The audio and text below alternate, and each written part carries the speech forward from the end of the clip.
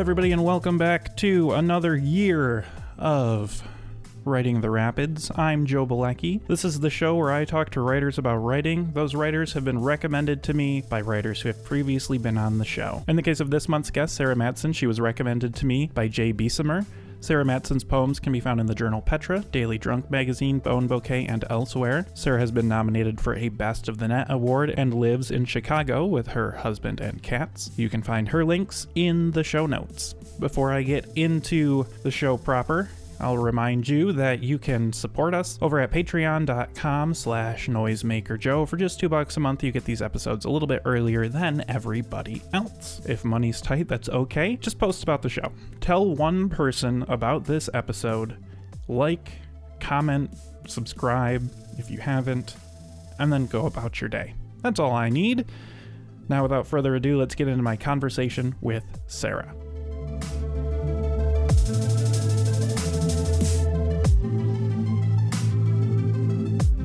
Want to kind of start with, because in our email conversations we have kind of mentioned that you have books that were in print, now they're out of print, and you've got chapbooks and have contributed to stuff. Do you want to give like a briefish sort of like publication history? Ooh, sure. I would love to. Let's see if I can I can refer briefly behind me, because that's where my books are.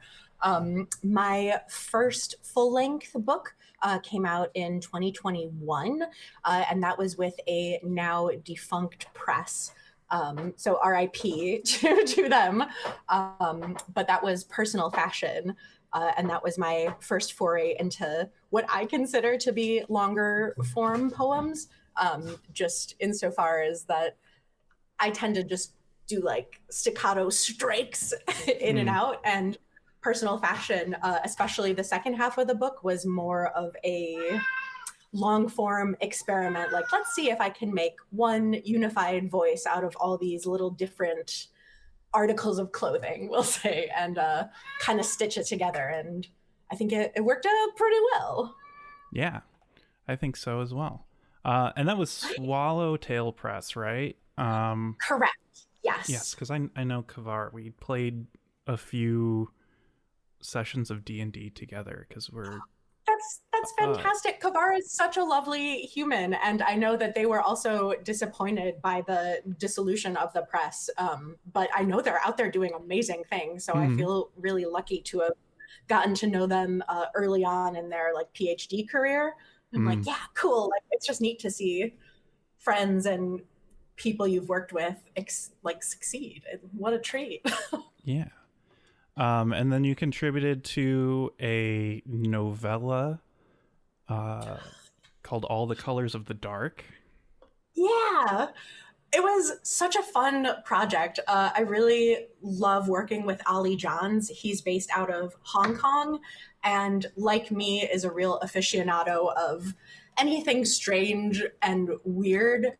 His speciality is kind of film related, so he got me into what I know now as Gaiello or Gaiello film, the Italian genre of sort of in between a splatter movie as we know it and sort of a psychological thriller. So the blending of bright red blood paint and just kind of eeriness, I don't know, it really was such a great platform for me, and I believe it was 13 other folks, to jump on board and write about it. Because that tends to be how I write a lot. I like to say I write ekphrastically, which really is sort of just you're inspired by a piece of art or a piece of media, like a film or a painting.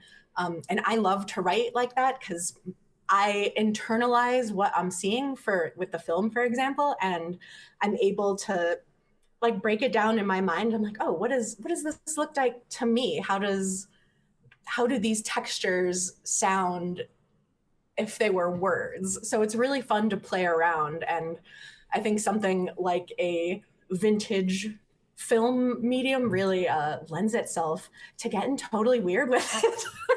And it's just been such a joy to see what everybody else comes up with, and kind of be in conversation with them and write on top of their words and have their words on top of mine and create all these different layers. Just, I love the idea of collaboration. Yeah. It's really fun. And quite literally layers too. Yes, quite literally. I was surprised by how, I don't want to say it's challenging to read, but it kind of is. And I also think that's part of the experience, is really having to dig and claw through the literal layers that are on the screen in order to read the work. It's just unique. Like, I've never experienced something like that, and it's just fun to be a part of. Yeah, I think listeners who are unaware of this project, if you like William Cody Watson or early M. Kitchell, I think it will be a nice addition to that sort of thing. And then just last year, because 2025 is last year now, you had a micro chap called Ardently that was part of the 2025 summer series at Ghost City Press, which is all Pride and Prejudice characters were the names of the poems.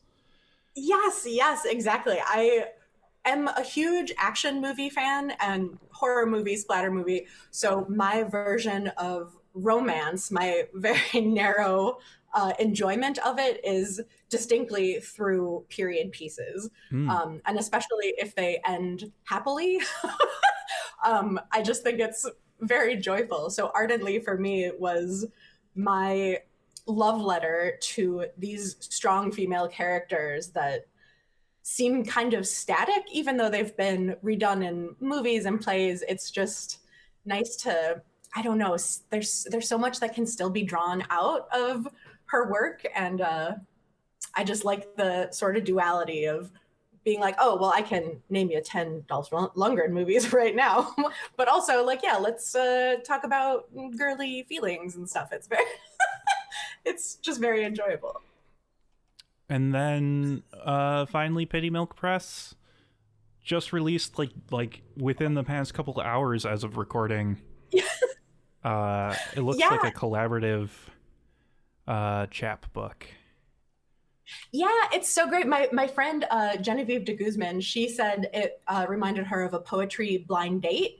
And I very much identify with that, because it's the the editors of Pity Milk, and they read the work submitted by the author, and then they pair it together. So I got to be paired with Axel B. Kolkow, who I was unfamiliar with before this, and like now we're pals on the internet. And I really think it's so neat to be able to draw out these different, very esoteric themes, from body horror to like plastics, like just the materiality of plastics that runs through our work. So I really appreciate being paired and reading new people. It's just a fun way to, I don't know, put people together and see the new thing that comes out. Yeah. Have we missed anything? Have we glossed over anything that needs to be mentioned? No, I don't think so. I had one more chapbook come out in between these periods, and that is also currently out of print. That was called Women in STEM. And that was such a passion project for me, to write about all these unbelievably talented and brilliant women based in the STEM field, science, technology, engineering, and mathematics, that had been overlooked merely because of their gender. So women that should have definitely won, Nobel-esque prizes, but were overlooked because they're women, and all of the. It's great that it's still today, like. So that was a really fun book, but yeah, that's also out of print. But I will forever love talking about tech, women in tech. Cool. I want to latch on to what you said about plastics and start the conversation proper with with personal fashion. something I've been thinking about a lot is I've been sort of working with environmentalism in various writings that I've largely been keeping to myself or sharing with friends, and the idea of so-called like vegan fabrics. And I think your book is less on the environmental side, but this idea of like plastic fabrics, like faux fur is essentially like fiberglass, and PVC and latex and things like that. Like that really grabbed me because it was like a familiar poetic image. But you're doing a lot of other things with that book as well, too. Cool, thanks. Oh, I appreciate it.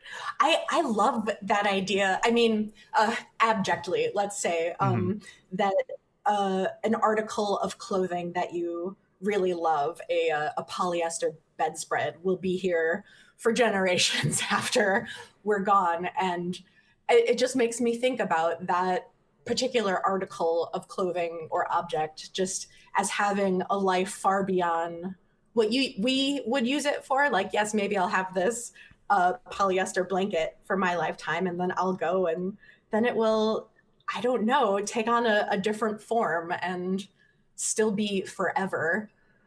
There's very much like a forever chemical sort of vein that I think, like you said, really catches people. So like, yes, vegan fabrics. I really want to know about that because I don't want to be causing harm to animals specifically or the environment broadly, like with what I'm wearing. So I don't know. It's very exciting to think about. I don't know what I'm trying to say. Yeah, it's sticky, and because one, the idea that a polyester fabric is considered vegan is interesting to me because it's a plastic product, which means it's a petroleum product, and petroleum comes from like fossilized dinosaurs or whatever. So like, Yeah. Pedantically, no, it's not vegan. If you want to be kind of a stinker about it, and in my writings on it, I am absolutely choosing to be a stinker about it. But like, but then what, right? Like, only, if you are going to only wear something that's plant-based, you are indeed limiting yourself to only certain types of fabric, right? Like, if you're, I don't know, if suddenly all leather is not vegan, even poly or even like pleather, then like we just can't wear leather at all, which there's subsets of the population who would be very upset if they were told they could not wear leather anymore. Definitely. And I watch some like historical dress YouTubers and some costumers, and like it feels like there is this weird push and pull environmentally and ethically when it comes to furs as well, like furs and leathers, where people are like, yes, I wear real fur because it's better for the environment, but I've thrifted it, so that's an animal that's like been dead. It's fascinating just environmentally. I think the same thing. This is, I suppose, tangential, but like the idea that we were encouraged to move away from physical media toward digital media because of like, well, then it's less plastics. You have fewer DVD cases coming out. You're cutting down fewer trees for books. And then it's all just on microchips, and it's better for the environment. And now part of the reason why there is a push toward physical media is like, well, it doesn't use all those data centers to just have that DVD copy of Videodrome sitting on your shelf. And you know, I certainly don't want to sink into like the utilitarian ethics trap of like attributing point values to certain things and trying to get the lowest score because individual whatever. More I was largely with this book just kind of thinking about like seeing that it's on somebody else's mind is always nice, especially within the writing world. One of the notes I mentioned, one of the notes I put down in the book is I love the line in the poem Millennial, the stanza, I suppose. Oldest millennial has always sounded grosser than the youngest Gen Xer, which is another one of those things like the plastics thing where it's like, oh man, I feel that so hard in my soul. That's awesome. Yeah, it's all about that sort of rebranding, right? It's all connected, but it's all different. Like my age doesn't change whether I say I'm a geriatric millennial or a youthful Gen Xer. But I feel like maybe that's one way of helping narrow perception in a way that maybe I can get you to think of me as how I want you to think of me. Kind of thing. And same with the clothing, like what we put on our bodies and what we put in our bodies is all so intricately connected, and very much so to the outside world as well, and how like the ethics of clothing and the morality of clothing, especially when you get into gender and sexuality. And there's just so many different little spokes on a wheel that you can shoot off and go into, and it's still the same subject. It's still fashion. It's still your personal idea of what you want to look like or how you want to express yourself. And it's just a never-ending pool for me, just to be able to jump in. And I don't know, just I feel like my style is always changing, and what a treat. I don't know, like you never know what's around the next corner. Yeah. I like that you see it like that. I posted a long time ago, it feels like now, though with the way time moves, it could have just been last month. Who knows?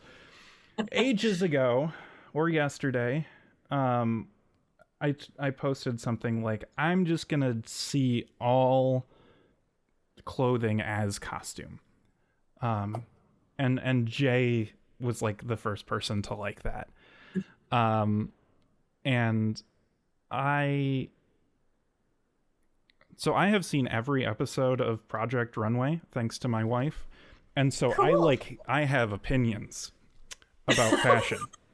That's excellent. And, you know, they might not be good or particularly well informed or well-formed, but I have them, goddammit. And one of the things that I always bristled at, because it felt subjective to the point of meaninglessness when, especially in the avant-garde themed challenges, where they're like, okay, make it avant-garde, but don't make it a costume. And it's like, there's no clear line there, Heidi. You're just gonna send home the least annoying person so that the next episode can have a higher capita annoying person population. But thinking about it as costume exclusively, just like within what I choose to put on in the morning, has been not a consistent practice, but a helpful one when I do employ it. And I did pick up on those themes within the book, and I'm kind of wondering, I suppose you touched on it, but like, what has like I don't know, the personal presentation journey of your life like been like? Has it been always just as easy as you made it sound a minute ago, or has it been a long road to get to where we're at? I would definitely say it's been a road. I would like to think that my confidence in myself is fairly new and still growing, and always room to improve. But as a teenager, I was a punk rocker, and I was sure that my anger was gonna purify the world. You know, like that like I was the only kid at school with a Hmm. mohawk and my shitty plaid pants that I got from the thrift store. And like I I wanted to be that image of the cool kid I saw walking down on like Belmont and Clark when I was shopping out with my parents. Like I wanted to be that person. And like you said, with being a costume, like the older I get, the more I realize that all of these different cool ideas of people that I want to be, they're all within my reach. I just have to Hmm. decide, okay, hey, I'm going to reach out and grab this blazer that I sewed vampire teeth onto because it makes me feel today like the best version of myself. And it's navigating all these little different spheres that I lived in. So I was like a punk rock teenager, and then there's the retirement plan, which is when you turn 21, when you're a punk, you become like rockabilly because you're older now, right? You can get into the bars and and just so coming from that totally different world where like everybody's looking at your shoes to like judge you, Hmm. and then coming into, I don't know, being 30, 35, 40 and beyond, realizing that it's just people wanting connection, that these are all sort of signposts that we're wearing to get people's attention. Like this is the inside of me on the outside. So like, hey, maybe we have a lot in common. Maybe even though we don't look like we listen to the same type of music, maybe we know all the same people, maybe we watch the same movies. And I think it all comes back to connection. Mm. I like that. That makes me feel good. I'm Yeah. I'm gonna carry that forward um, with me as I return to work tomorrow. Um, I wanted to also make sure that we talk about the way that your poems look on the page. I'm still not quite sure. Like, I don't even know if there's like a name for it. Like the large spaces within lines. The like not quite a line break. But like clearly there to create space and you know, create different relationships with words. Um I've had a couple poets on that utilize similar techniques, um, and I'm curious, like what it is you're doing or hoping to achieve by utilizing like that particularly, but like some of the other things like the slashes and the parentheticals and um, using a plus sign instead of the word and, that sort of thing.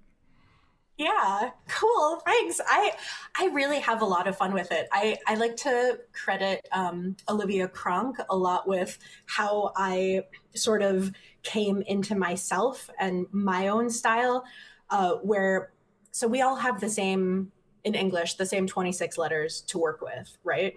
And looking at it like that, it feels super restrictive to me. Like, oh, how can I express myself authentically with just only these 26 little characters?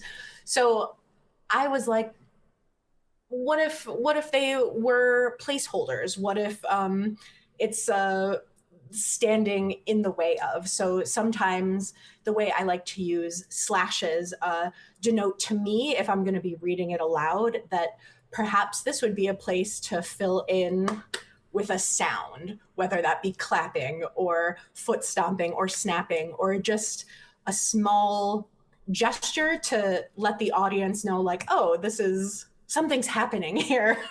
And hopefully by the end of the poem, they'll pick up kind of what I'm putting down. But even if they don't, it's not really the point so much as, oh, just be involved in this moment. Like, I love the idea of seeing a poem on a page and being interrupted by my own mind, if that makes sense. So like reading down the poem and seeing a large break, well, like, oh, is that a deep breath? Is that a sigh? Did you get a phone call? You know, there's like anything you can put in the in between, and I love that the sort of gutters, the margin of like that's where life happens, right? So it's fun to kind of play around with that because nobody ever really told me that I couldn't. Like, oh, well, you shouldn't have a bunch of slashes there. Well, why not? I think it adds to visually how it looks on the page, and maybe when you're reading it, it will cause you to pause. It will cause you like, how does that fit into your own life? And maybe it's too lofty to put all of that on a slash, but I love the idea of just playing around. And I think visually it's an interesting way to go about it. I'm always drawn to poems that have sort of a physical form on a flat surface. Like, Yeah. I felt as I was reading, like the parentheticals specifically felt almost like hip hop ad libs. oh, cool. Going back to the poem Millennial, like in one of my favorites, VHS, the devil appears, toes dripping with tar. I crash onto the sticky floor. Like that's how it sounded in my head, right? Like there's a Sarah off screen yelling, which I really enjoy. I feel like every time I have a poet on, like my experience with poetry is like contemporaries and crusty Midwestern men writing about like broken down barns. That's it. Accurate. That's so accurate. Yeah. You know, if I'm reading poetry, it's B.H. Fairchild or it's for this show, and that's kind of like it.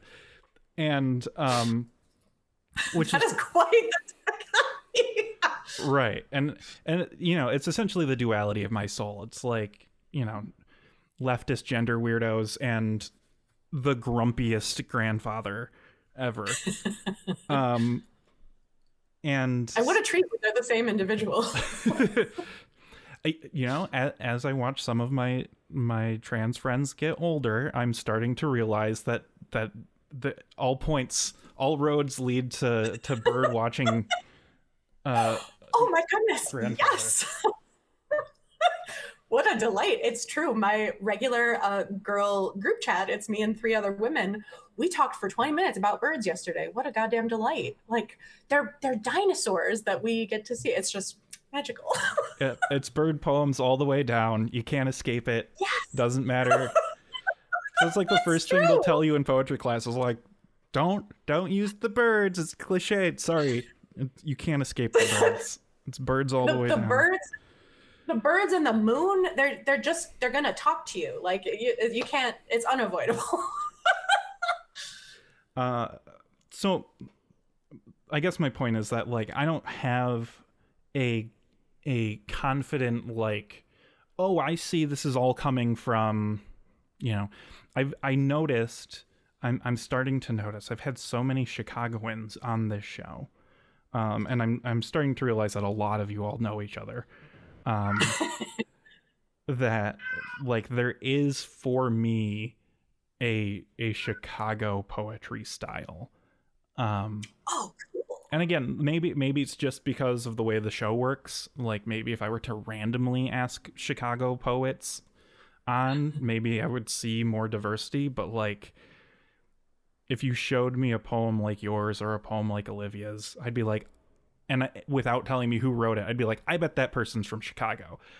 No kidding. I love that. That's amazing. Which feels nice to me now. And maybe somebody's going to disagree with me, but I feel like there is a a Chicagoan style, and I don't know if it's because you all went to the same MFA program, or if it's because you all know each other, or it's because public transport is so bad, or whatever. Traffic. God, I hate Chicago traffic. All of it, all the time. Yeah. So that, you know, like I noticed that you have a style, but I'm not even actively hunting, I guess, for like the source, like where this is all coming from. But I am curious, I guess, if like someday I will find like, oh, this is all X kind of semi-obscure poet that all the Chicagoans are reading, that like they just all assume that everybody knows or something. Because like I don't know, it feels too easy.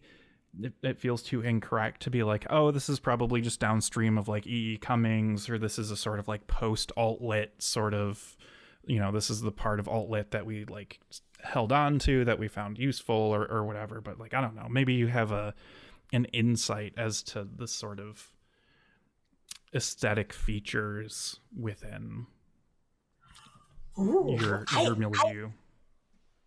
I don't, but I am wholly honored to have any kind of connection with any of the cool people that are writing in Chicago. Like that's a delight, because there's so many amazing voices right now, and I don't feel in competition with anybody ever. I think maybe if there is like a vein that is kind of similar in us all, maybe it all comes back to connection and being at like the Whistler, which is a local bar that's done a really great job of picking up a ton of literary events, and like kind of this little trendy hotspot where you can go and listen to words for free. Like it's just amazing. So maybe the fact that like lots of people congregate there, you can pull out some similar experiences. And because I don't know, anything I can do to have like the surreal clarity of somebody like Benjamin Nespijani would be a delight, you know? Like, so I love the idea that maybe we're all just kind of gently influencing each other by existing in the same space. Mm-hmm. I love that. I do see what you mean, but I don't know how to like quantify it. Yeah. Maybe it's just the good old Lake Michigan water. maybe like, especially early on in the book, I was like, oh, this feels like Meg's writing too. M4 oh writer. God, that's so cool. Meg is the best. Sorry, thank you. Talk about fashion. Gosh, the last time I saw her read live, she wore this incredible gown and like crown of flowers, and I was just like, yes, this is who I want to be. Like I want to feel like how she looks, you know? Like just what a dream. Yeah. Yeah.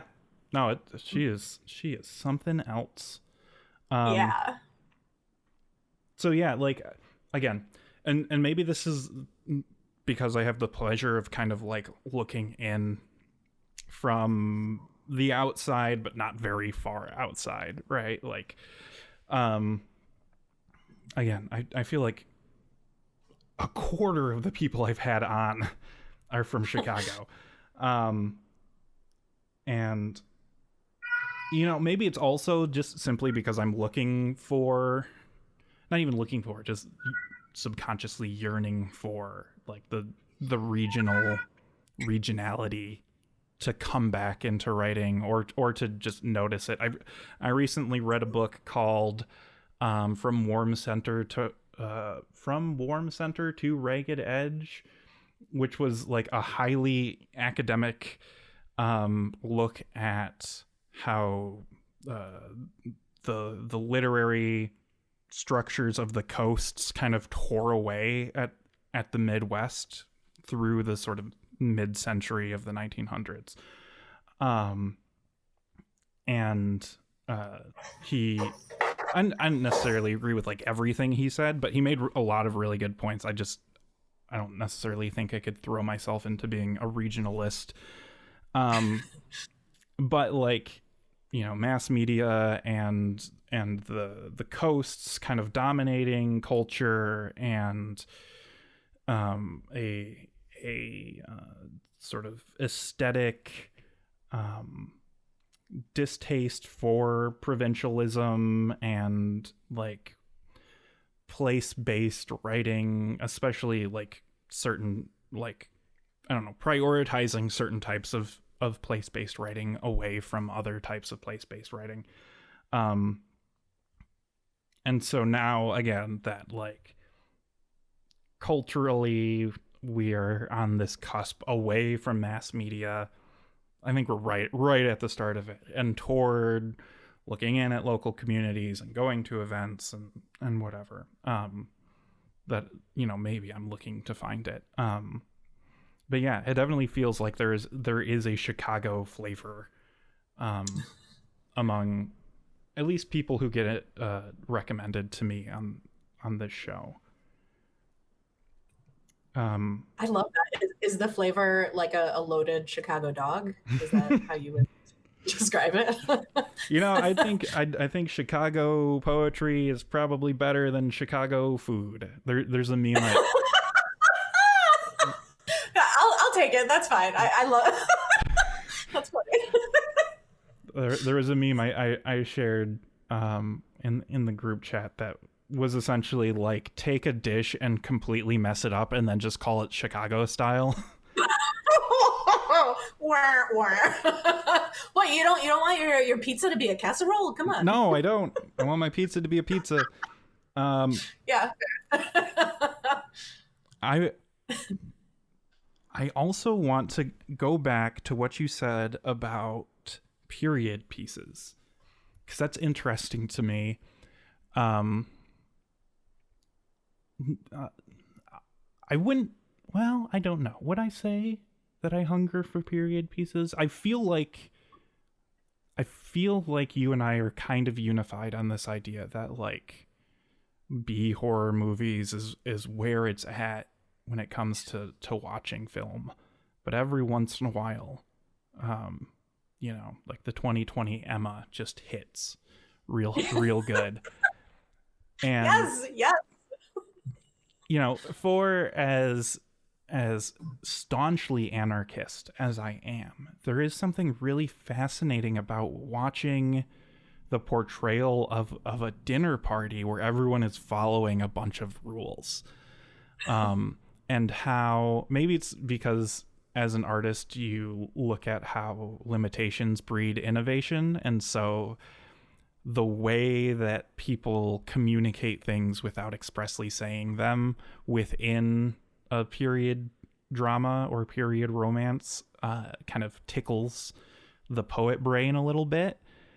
But I'm curious what it is for you. What is it about period pieces, particularly like when it comes to romance, that entices you? Ooh, that's really fun. That's interesting. I definitely agree. At least in part, it's definitely those limitations, especially if you look through like a feminist or a queer lens. It's like, oh, well, these are all rich white people doing their rich white people thing, and I love the dancing and it's beautiful to see, but it's just like so surface level. And that's how everything in that particular world has to be, because that's the story that we're along the ride for.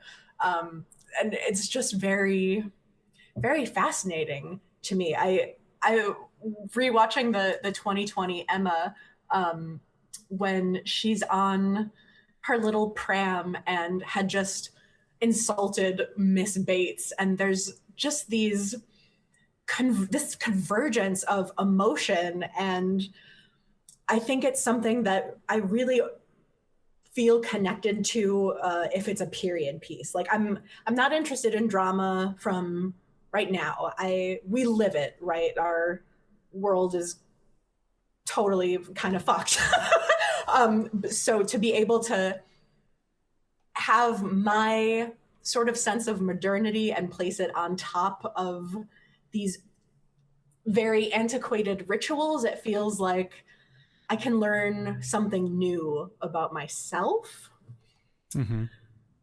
There's just something very, just totally foreign to like I'm sitting here in like my favorite Buffy sweatshirt, not a fine corset that was composed of whalebone, which was killed by, like just I think there's a whole lineage that I lost my train of thought. I'm sorry.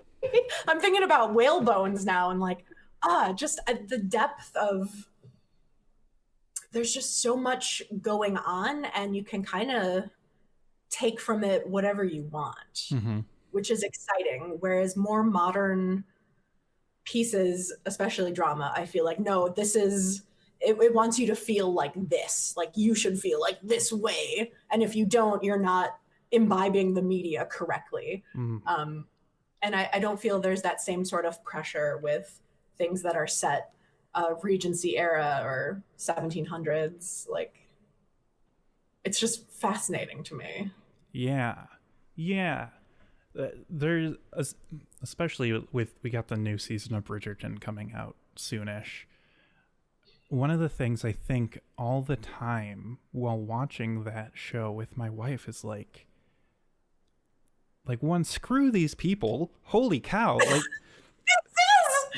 Like these people suck. Like, and not even just because like they're not very nice to each other or they follow obscure rules or whatever. Like, you know, all of these houses are built upon an ocean of blood in the first place, that like these particular characters like can't even conceive of like the amount of suffering that's going into like fueling their lives, that they have made miserable for themselves, as a means to like prop it up too, right? Because we Yes. have to like follow these rules so that we can appear apart from the common man, but like they aren't even class conscious enough to like know that that's what's happening.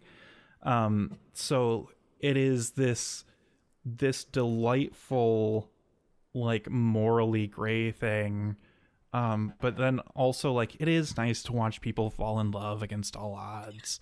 Like that does feel nice. It does, absolutely. And so with the period thing for me too, it's like I don't like these people on principle, but like living with them through the runtime of a season of a show, it's like I can see what's going on. I can see how they're trying to deal with the circumstance that they have.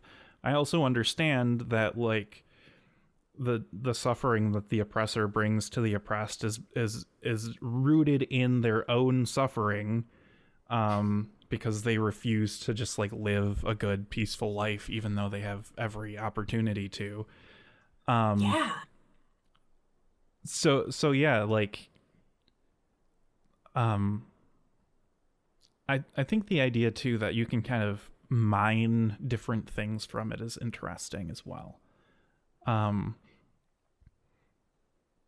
And I think especially Bridgerton is doing that with its fantasy clothing and somehow incredibly diverse upper crust England, even though they have like real bad class issues still anyway, which is like a whole other interesting thing. I've had numerous debates, like I don't know, friendly debates with fellow left aligned people over like, is the racism breeding the capitalism, or is the capitalism breeding the racism, and you know, is the sexism fueling the classism, or is the classism, you know, what is the root and what is the reason? And I have my own opinions and other people have their opinions, and like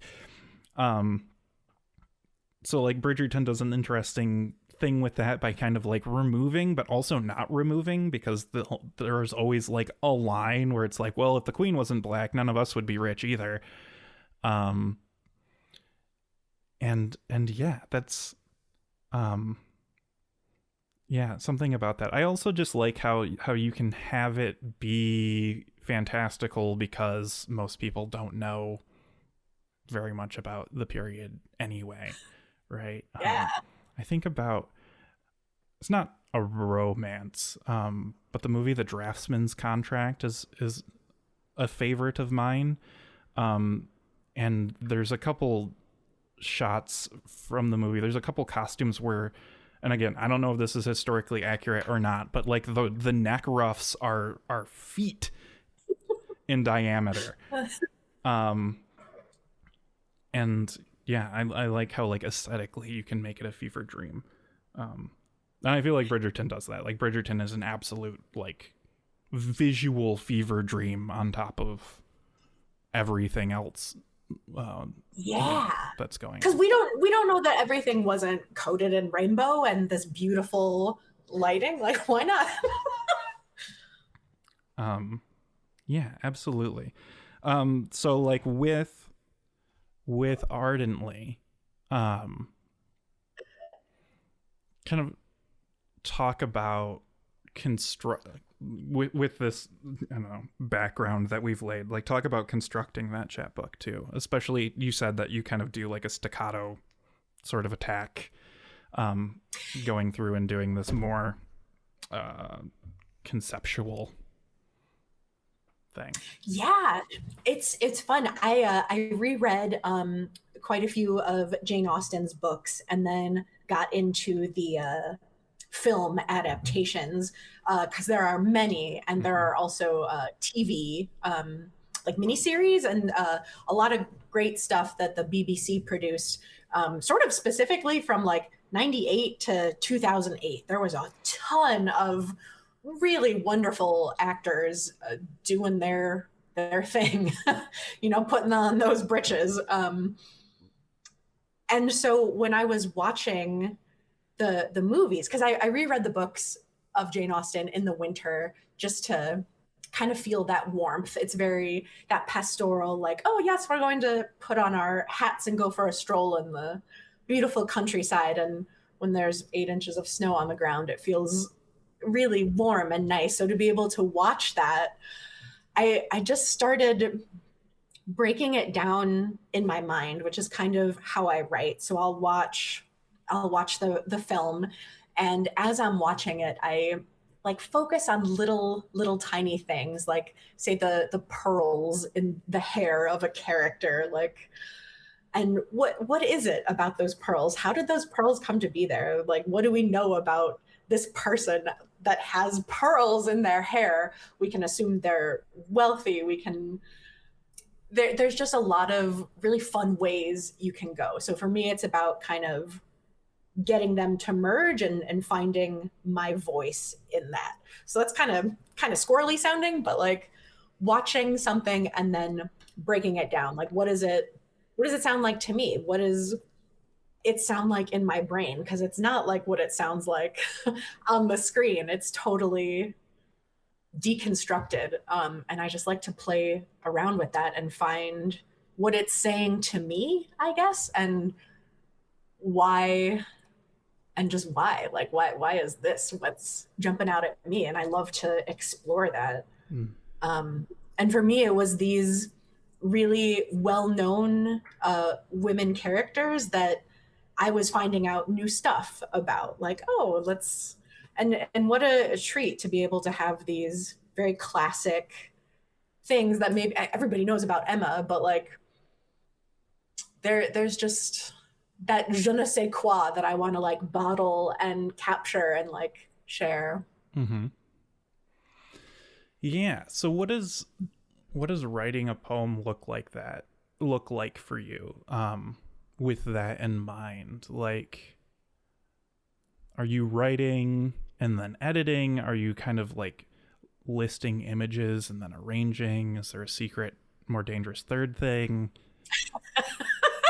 That kind of a combination of both.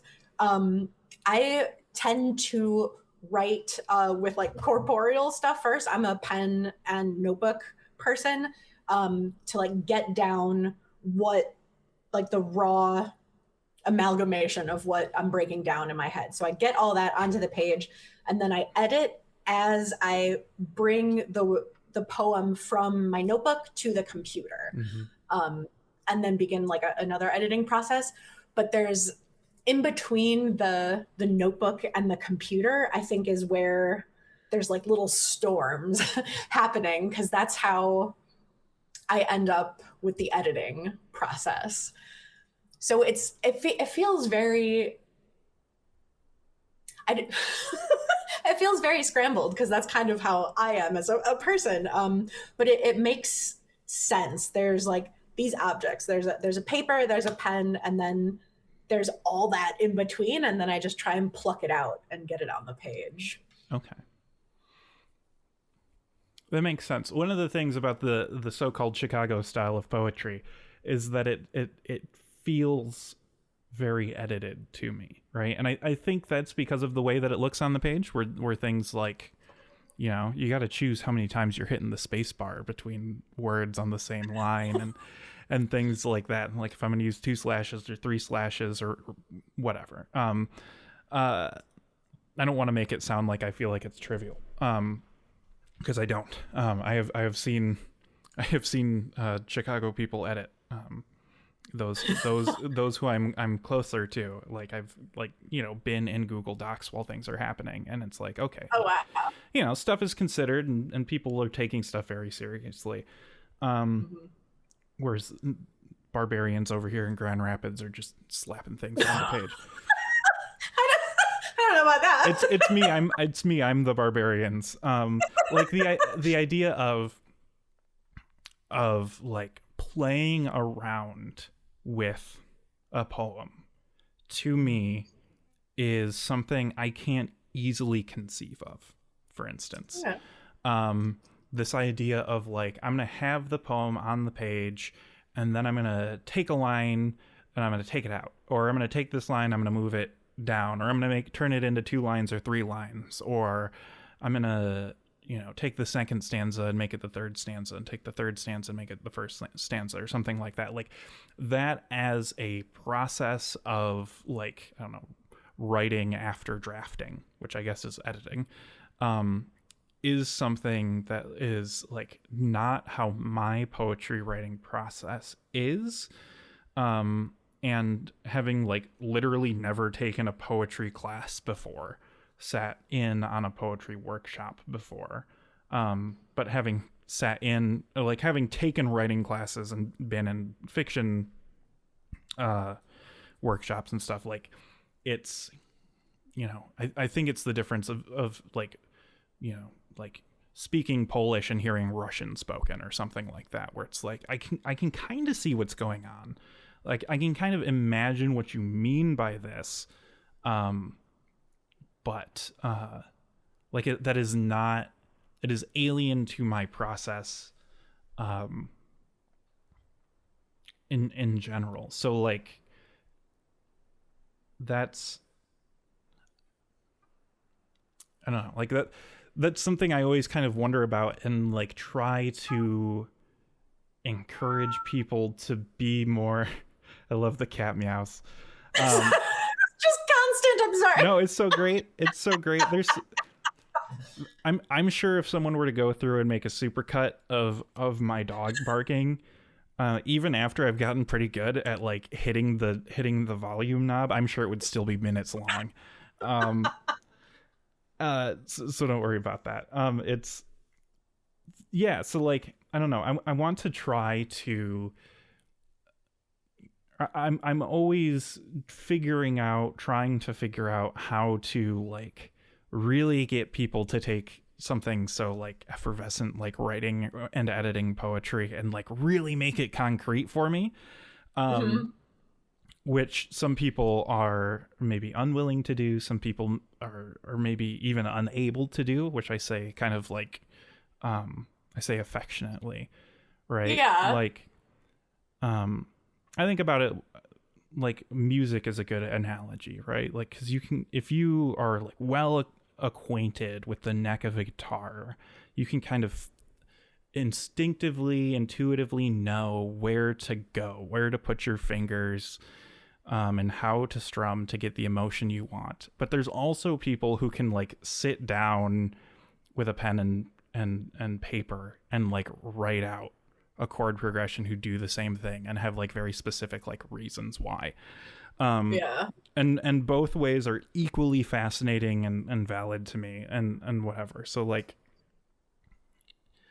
yeah, like that's, I guess, kind of like the reasoning for like this particular line of questioning that I have. And I don't know, like, where are you at? Are you just kind of noodling on the guitar until you know where you're at? Or are you like saying, you know, it's the minor chord to the major lift sort of thing?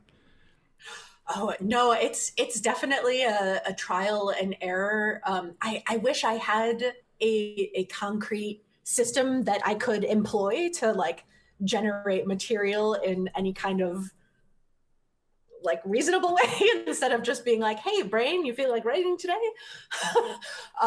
But it, and as sort of flippant as it sounds, like a lot of it is vibes. It's how does this make me feel, like me right now in this moment? And then when you edit it, if I'm able to carry that feeling from the notebook to the actual printed page, then I feel like I'm trying to do something right. I don't know. It's because I can say, oh, I want people to feel XYZ when they read this, but I don't really want that. I want them to get whatever they get out of it, you know? And like if me doodling on the neck of the guitar, like if you hear Mozart, like amazing, or if you just hear someone being like ding ding ding. But just like it in between those two ends, I think is where everything happens. And I wish I had a more definitive way to do it, but it's just one of those things. You just gotta like feel it out. What is it? What does it feel like in your brain? Let it sit on you. Yeah, I don't know if there is like a, you know, to keep the music analogy going, I don't even know if there is like a poetic version of like practicing your scales in the morning. Ooh, I love that idea though. I like the idea of like plucking words, you Mm-hmm. know, as if they were strings to like, because I feel like every time you pluck the string of a word, you're gonna get a different sound, and that's bananas. Like it's at once overwhelming, but also continually fills me with a sense of hope that like there's so much still to be gained, even though we're still working with this finite set of letters and characters. There's still like the whole wide world out there. Mm-hmm. That's like, whoa. Yeah. I'm really interested with what you said about the audience, and your sort of relationship to how they come to it. Um, and so like, where is the audience in your mind as you're writing and as you're editing? Are you not even considering them, or are you considering them? I definitely both. I like to think that I do consider them insofar as I want, hopefully, for the reader to walk away with a sense of something, whether that's a sense of like, oh, I really understand that grief, or oh, I really love that film too. Like, maybe I should rewatch it because I learned something new or I forgot something about it, and this reignited that feeling in me. Um, so yeah, I don't know. It's again that the combination. I'm very much like get a little slice of both and then shake it up and see what happens. I love that the secret third option. Mm-hmm. I'm very much always grasping for that, even if it's not there. Yeah. Well, so we started out by talking about your publication history, and maybe we should even go further back and say like what brought you to poetry and what keeps you doing it. It's definitely how I process the world. Like it's how I decipher information, is taking it in and then breaking it down. Kind of like how if you were to see like a schematic of how like a projector works kind of deal. Like the angle with which things are refracted, like that's where I find poetry to exist in, and that's super exciting to me. I like like I mentioned earlier, the just like stabby staccato, because there's not the with long form narrative. Sometimes you can get bogged down, and I just don't feel like poetry has those same hindrances necessarily.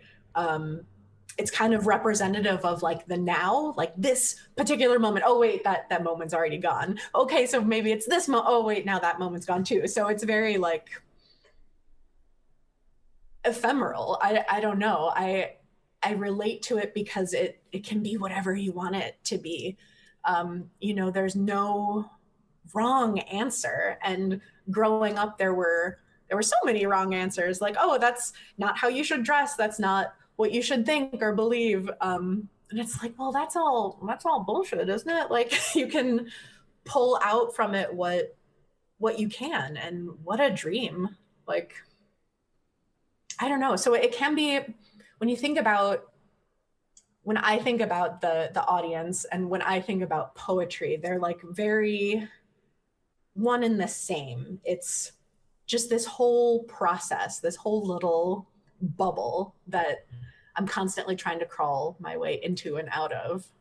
Because like, you don't want to live in the bubble, right? But you want to see all the sparkles inside of it. I don't know, like Hi, I am Sara Matson, and I'm thrilled to be reading from part of a film project that I was a part of. This project is called All the Colors of the Dark, and it is inspired by the 1972 film of the same name. And I am just going to jump right in. I guess if you would like a tiny bit of background information, this movie broadly is about a woman who was suffering from visions of evil things happening and thought that joining a satanic cult would stop the visions, but it didn't. Mom chair, breasts removed. Mom chair, teeth shined. Mom chair, knife repeated. Mom chair, when the trendy coats steal color backwards. Magnificent, like a cutout. Furniture with cutouts for knives and chess. Hollow, but for the blood fat. Backwards as descent into memory. We twinkle, the keys, eyes blurry. Teary, faded troubles? Yes. Presumption? Yes. Manslaughter? Yes. Doctor? No. Normal core breakfast in a bureau apartment built around the army green and emergency orange, wrapped at the throat lifted. Mournful kisses or casual turtlenecked disappointment. Metallic sisterhood worn at the top of the shelf. Competent surprise murder. Stiletto knife heels blown around dead trees, a sign of the times, a smell of the season.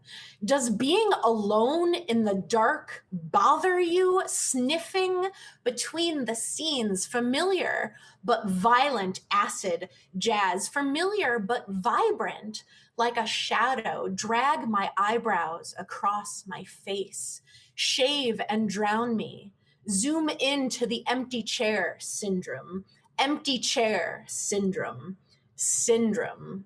Sorry, fearful, crazy girl. Sorry, terrorized vitamin girl. Sorry, lonely, sane girl. Sorry for the unserious disturbance. Sorry for taking the tube back to the base of the stomach, back to the base of your stomach, throat. I hate to contradict you, Jane. Blackout, trench, acid, jazz. Let's run into traffic and call it a season. At last, a temple, a station from the future, matching trenches back to back. Is this witchcraft?